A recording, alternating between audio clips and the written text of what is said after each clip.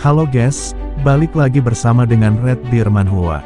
Kali ini Mimin akan melanjutkan komik yang menceritakan tentang perjuangan seorang laki-laki yang berubah menjadi ayah tak tertandingi. Dan apabila kalian masih bingung dengan alur ceritanya, kalian bisa cek deskripsi atau langsung saja menuju playlist yang ada di channel ini untuk memulainya dari part 1. Tanpa basa-basi lebih lama lagi, mari kita lanjut ke part 48. Cerita dimulai. Scene beralih di jalanan asosiasi naga surgawi. Terlihat Un Pengsu yang berjalan bersama dengan Seol Gisuk. Pemberesan sempurna, ujar Un Pengsu. Sudah kubilangkan, semua pasti akan lancar, saut Seol Gisuk. Jujur aku khawatir, kudengar mereka lebih berkemampuan dari yang kita duga, ujar Un Pengsu. Hahaha, meskipun begitu, mereka hanyalah kumpulan orang yang melakukan hal asal dan menyebutnya bela diri. Mereka tidak ada bandingnya dengan bela diri yang asli, saut Seol Gisuk. Kau benar, mungkin aku terlalu mencemaskannya, ujar Un Pengsu. Kata orang, hancurkanlah musuhmu memakai musuh lainnya. Mereka adalah jagonya membungkam orang-orang arogan, saut Seol Gisuk. Tapi sangat disayangkan, ujar Un Pengsu. Kenapa? Tanya Seol Gisuk. Mereka meminta bayaran terlalu besar. Sepertiga saja sudah terlalu besar, mereka malah meminta setengah dari keuntungan, ujar Un Pengsu. Tidak usah memikirkan yang sudah-sudah. Orang baru itu bukan orang sembarangan, saut Seol Gisuk. Kau benar, susah cari aman jika berurusan dengan orang cerdas, ujar Un Pengsu yang kembali teringat dengan Ilcho. Benar sekali, mereka sangat terkenal di kalangan prajurit sewaan. Mereka punya harga diri dan sebagainya. Jadi biarkan saja dengan si bodoh itu, saut Seol Gisuk. Kau benar, lagi pula, untuk sekarang masih sulit menyingkirkan mereka, ujar Un Pengsu. Beberapa saat kemudian mereka tiba sebuah warung remang-remang.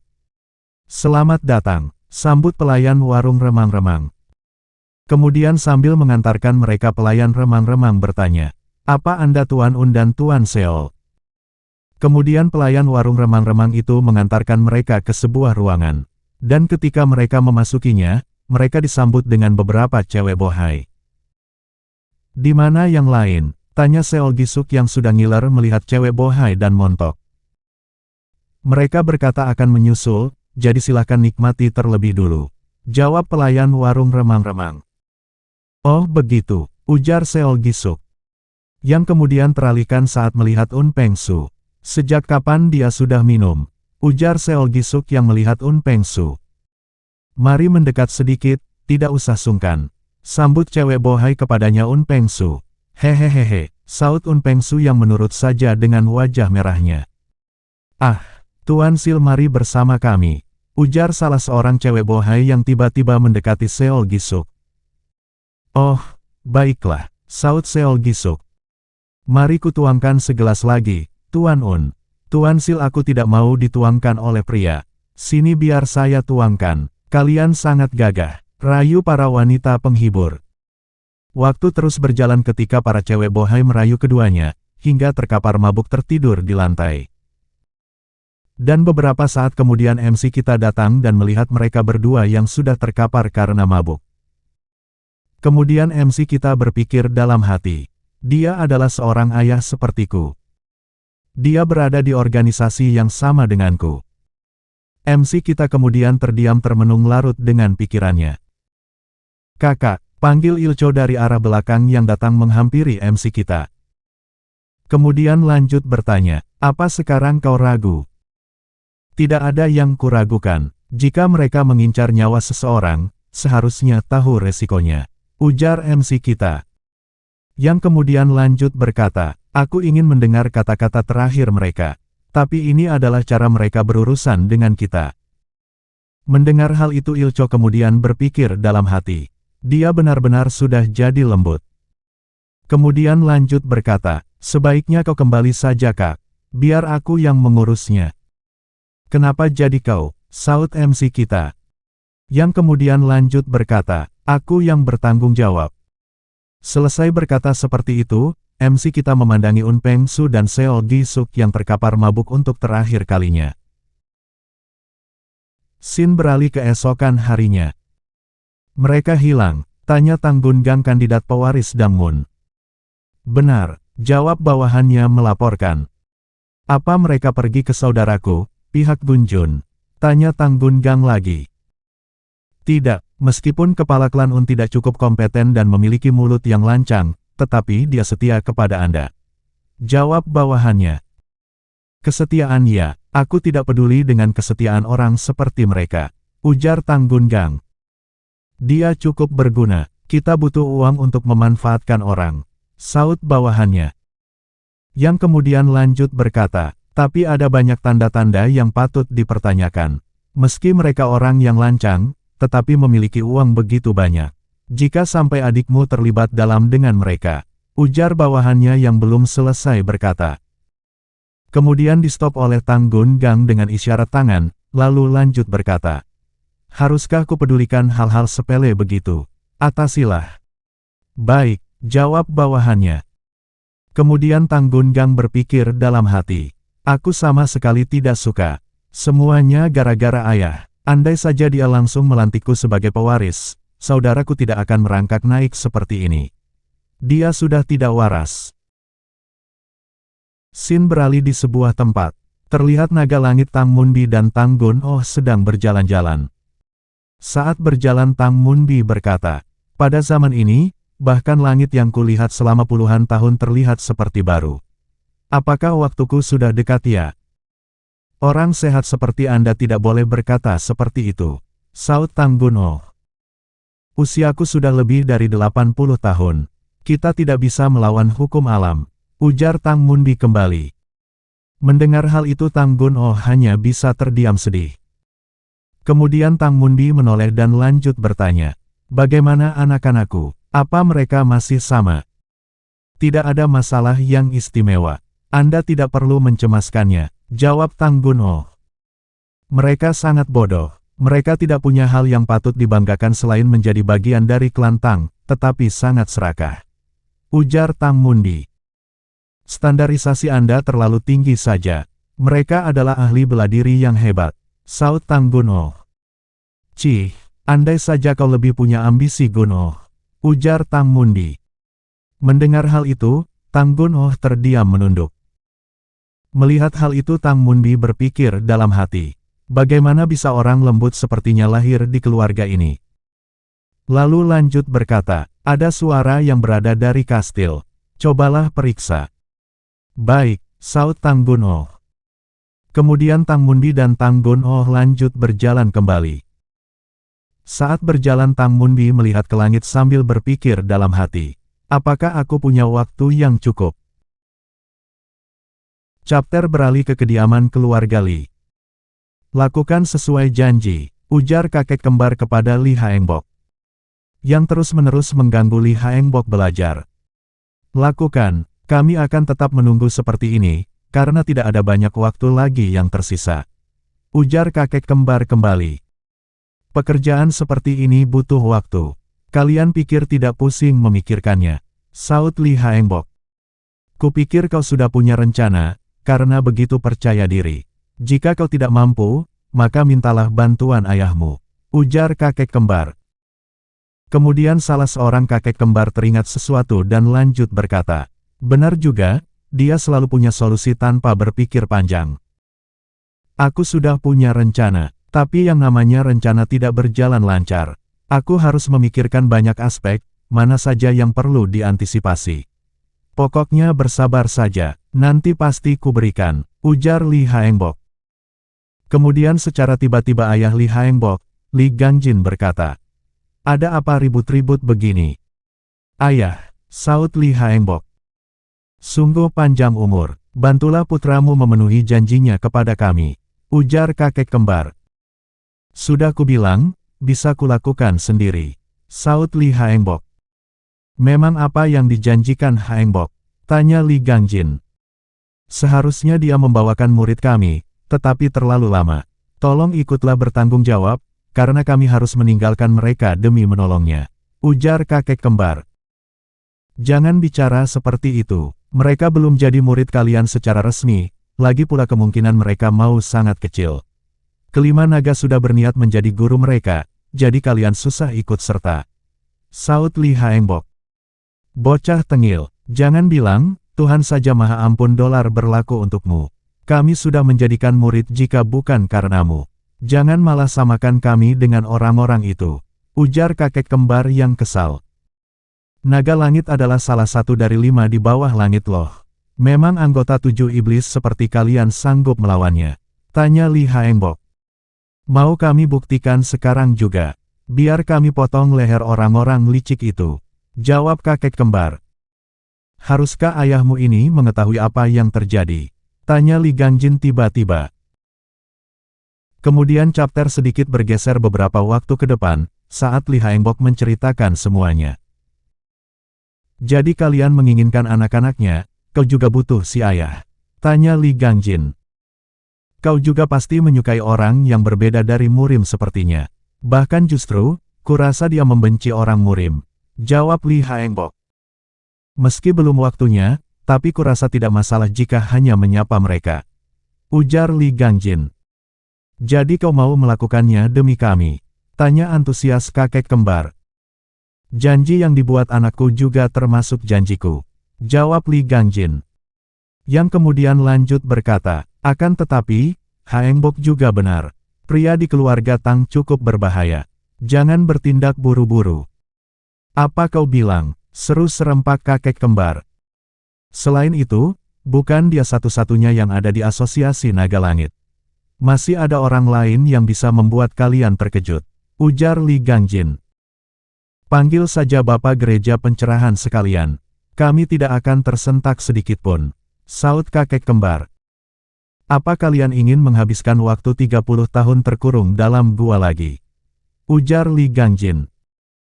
Mendengar hal itu kakek kembar terkejut diam. Lalu Li Gangjin lanjut berkata, kita perlu menunggu momen yang tepat. Jika kalian ingin menemui mereka lagi, bersabarlah. Sin beralih kepada MC kita kemudian yang sedang bersama Ilcho. Ilcho, kau benar-benar di sini, ujar adik angkat MC kita yang menjadi ketua preman. Lama tak jumpa katak, saut Ilcho. Sudah kubilang, jangan memanggil begitu, ujar ketua preman yang sekarang kita tahu bernama panggilan Samcho. Tapi aku Ilcho, sedangkan kau Samcho. Kalau ingin protes, cobalah rebut posisi ini. Saut Ilcho. Keparat, ujar Samcho yang kesal. Namun secara tiba-tiba Ilcho bergerak cepat langsung berdiri di depan Samcho. Senang bertemu denganmu lagi, Pao, ujar Ilcho. Lega rasanya melihat muka licikmu lagi, saut Samcho. Dunia ini sungguh sempit, sampai dirimu malah dijadikan pedang untuk menyerang kakak tertua. Ujar Ilcho. Apanya yang menyerang? Aku justru lega belum dibuat babak belur. Saut Samcho. Kau mungkin bisa menang jika melawannya sekarang, dia sudah menjadi sangat lembut. Ujar Ilcho. Kemudian lanjut berkata, bagaimana, mau atur ulang posisi kita? Kau yang jadi Ilcho, aku kakak tertuanya. Apa kau serius mengatakan itu? Tapi aku setuju dia menjadi lembut sih. Saut Samcho.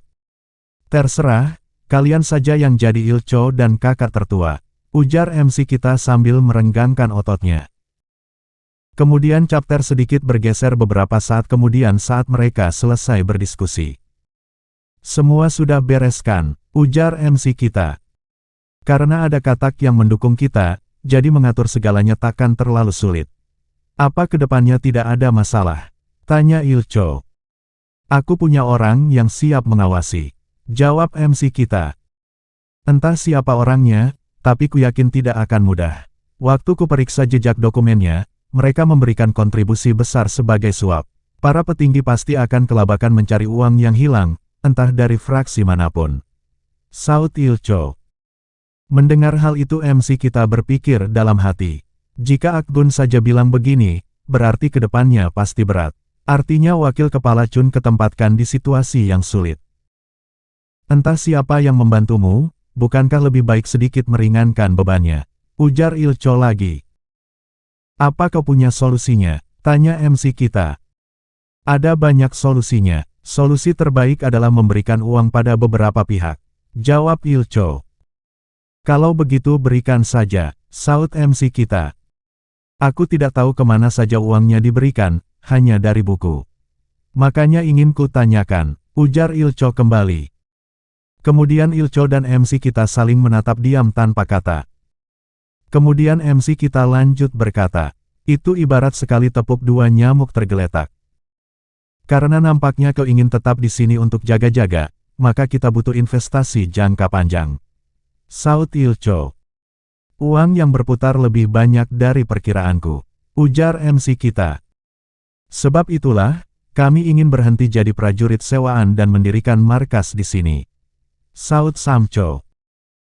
Aku tidak ingin terikat, kau juga perlu mengatasi banyak hal-hal buruk, ujar MC kita. Kalau begitu bisa ku asumsikan kau setuju dan menjalankan rencana ini, imbu Ilcho. Ku percayakan kepadamu, tetapi berhati-hatilah supaya tidak terasa janggal, ujar MC kita kembali. Adik termuda kita yang pandai mengatasi hal seperti ini, saut Samcho. Yang kemudian lanjut berkata, kita panggil saja mereka semua. Memang bisa kau hubungi? Tanya Ilcho. Tentu saja, jawab Samcho. Jangan adik termuda, ujar MC kita. Kenapa? Tanya Samcho. Jika dia ikut campur, justru lebih menyusahkanku. Aku tidak ingin menambah masalah. Kita lakukan saja bertiga, kita bisa reuni lagi setelah tua nanti. Ujar MC kita. Kepalaku, pungkas MC kita yang pusing memikirkan soal itu. Scene beralih. Terlihat bawahan Tanggunggang keluar dari kantor prajurit tingkat 1. Bawahan Tanggunggang berpikir dalam hati. Pasti ada yang tidak beres, tidak ada yang mau menindaklanjut. Satu-satunya petunjuk yang kupunya adalah mereka tidak rukun dengan prajurit sewaan. Apa ada pihak ketiga di balik semua ini? Meski benar begitu, bisa dipastikan bahwa orangnya bukan putra ketiga naga langit. Jika dia orangnya, naga bijak pasti akan mengambil tindakan. Atau aku hanya berpikir berlebihan. Mereka hanyalah kacung, kami harus mencari orang yang memimpinnya. Untuk saat ini, aku tidak perlu memutar otak karena semua fraksi tetap bungkam. Pasti bisa kutemukan caranya seiring waktu. Chapter sedikit bergeser kepada MC kita yang sedang berjaga di atas tembok kastil naga surgawi. MC kita yang mengantuk berpikir dalam hati. Karena tegang sekali, aku masih mengantuk meski tidur cukup. Kemudian perhatian MC kita teralihkan saat melihat Jeho. Hoam, ujar Jeho menguap. Kenapa kau juga menguap? Tanya MC kita. Gara-gara kau, jawab Jeho. Hah, kenapa aku? Tanya MC kita lagi. Kau menyadari sesuatu yang berbeda dari kami. Tanya balik Jeho. Berbeda dari kalian, tanya lagi MC kita yang tidak mengerti. Iya kami, belakangan, kami semua berlatih dengan mata merah seperti ini. Jawab Jeho. Sudah pastikan, menyia-nyiakan waktu hidup kalian adalah tindakan bodoh. Ujar MC kita. Pokoknya kami semua terkejut, karena tidak tahu mereka akan bersikap seperti itu. Saut Jeho. Aku juga tidak menyangka, imbu MC kita. Kau tidak melakukan apapun tentangnya kan? Mereka sampai bilang tidak mengulanginya lagi. Saut Jeho. Yang kemudian lanjut berkata, si keparat itu malahan tidak ada untuk lihat kita kembali hidup-hidup. Tidak boleh kita relakan begitu saja. Jangan khawatir, semuanya sudah diatur. Saut MC kita. Sudah diatur bagaimana? Tanya Jeho. Belum bisa ku beritahu, tapi aku yakin kita tidak perlu mencemaskan mereka lagi. Imbu MC kita. Mendengar hal itu Jeho berpikir dalam hatinya. Aku memang ragu mereka menghilang begitu saja sih. Tidak mungkin, meskipun tanpa belas kasih. Tapi dia bukan orang yang berpikiran pendek. Pikir Jeho yang memperhatikan MC kita. Pokoknya segala hal pasti akan lebih baik setelah beres, tapi kita harus tetap berhati-hati dulu. Jangan sampai petinggi mengetahui kesalahan kita. Ujar MC kita. Tidak usah khawatir, kami lebih sering ke lapangan berlatih, ketimbang pergi ke kedai. Saud Jeho. Yang lanjut berkata, sebaiknya kau sesekali mampir melihat kami. Sudah kubilang, pelatihanku sedikit istimewa jadi tidak akan begitu membantu. Jawab MC kita.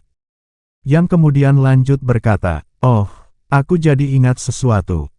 Meski orang itu liar, tapi bagus buat beginian. Orang itu, siapa? Tanya Jeho. Aku punya orang yang tidak tahan melihat orang lemah. Ujar MC kita sambil tersenyum penuh makna. Chapter sedikit bergeser saat waktu pulang kerja, MC kita terlihat berpisah dengan Jeho. Dan saat berjalan tiba-tiba seseorang memanggil, prajurit No. Kemudian MC kita menoleh ke arah sumber suara dan terlihat Jeonnyo yang kini sudah berpakaian prajurit tingkat 1. Oh, lama tidak bertemu, apa bajumu itu? Ujar MC kita yang belum selesai berkata. Kemudian disela oleh Jeonnyo dengan berkata, iya, sekarang kita bisa bekerja bersama, karena aku dapat promosi. Baiklah, ayo bentuk sekalian ototmu, saut MC kita. Kenapa? Tanya Jeonnyo. Yang kemudian lanjut berkata, ngomong-ngomong, tidak penasaran. Penasaran kenapa? Tanya MC kita. Tentang wanita itu, saut Jeonnyo. MC kita terlihat berpikir tentang sesuatu. Kemudian lanjut berkata, dia adalah wanita yang anggun. Kecantikannya berasal dari luar dan dalam. Benarkah? Saut Jeonnyo yang antusias. Kenapa kau gembira begitu? Bukankah tanggapanku wajar? Ujar MC kita. Benar, dia adalah wanita yang anggun. Sebab itulah, ku perkenalkan padamu. Saut Jeonnyo. Pokoknya sampaikan terima kasihku padanya. Ujar MC kita lagi. Apa maksudmu? Tanya Jeonnyo yang tidak mengerti. Kami hidup di dunia yang berbeda.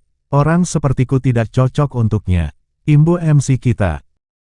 Kenapa kau berkata begitu, prajurit No? Saut Jeonnyo dengan lantang dan sedikit kesal. Hei, kenapa kau sampai teriak segala? Aku cuma berkata sejujurnya, ujar MC kita. Dia bilang suka dan masih ingin bertemu denganmu. Saut Jeonnyo. Tidak, cukup sekian saja, jawab MC kita.